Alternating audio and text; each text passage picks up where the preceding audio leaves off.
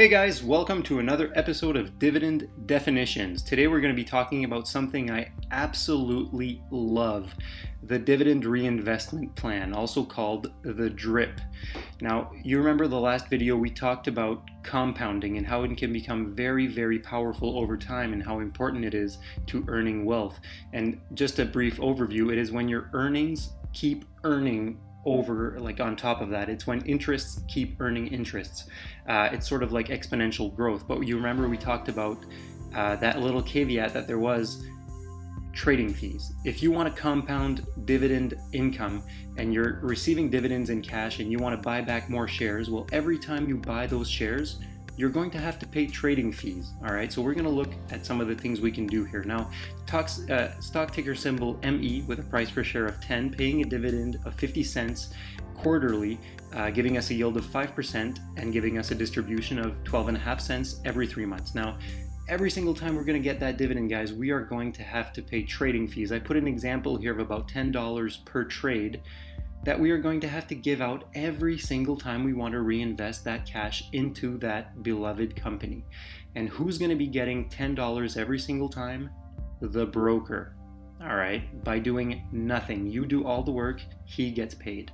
Okay, so that's where the DRIP comes in. And the dividend reinvestment plan is something you can set up directly with your company or with your broker, either online or in person and whatever. And it's something that permits you to reinvest the money you would normally get in the form of cash. You can automatically get that in a share format. So instead of getting cash, you're getting shares. You're getting an increasing number of shares every single distribution. So I'm going to put I'm going to put 4 scenarios. We're going to start with the first scenario being, I'm going to call it broker 1, where we have 1,000 shares and the fees are $10 per trade. So $10 quarterly. Every time we get a dividend, we're going to reinvest it. And we look at the returns here over 20 years. We're getting a fairly solid return here of 256%. Now I'm just going to put broker 2 here, a second situation in which you only have $1,000 to invest, so you can only buy 100 shares. You're paying the same fees, and look at that return over time. Look at what happens. It just gets eaten away.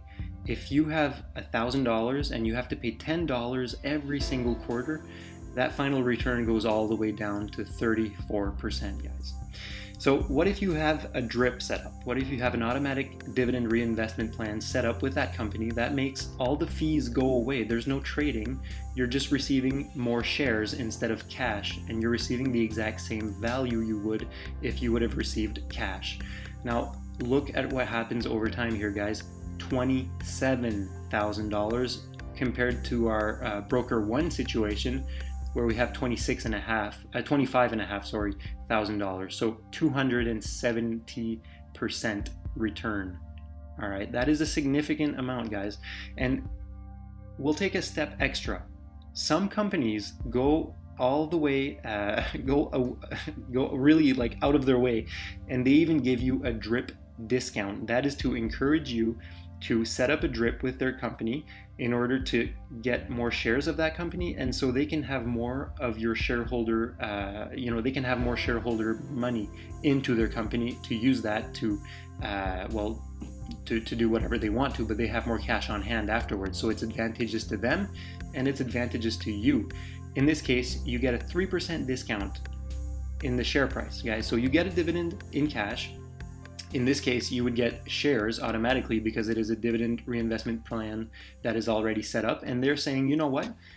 We'll buy back shares for you, and we'll even do so at a 3% discount.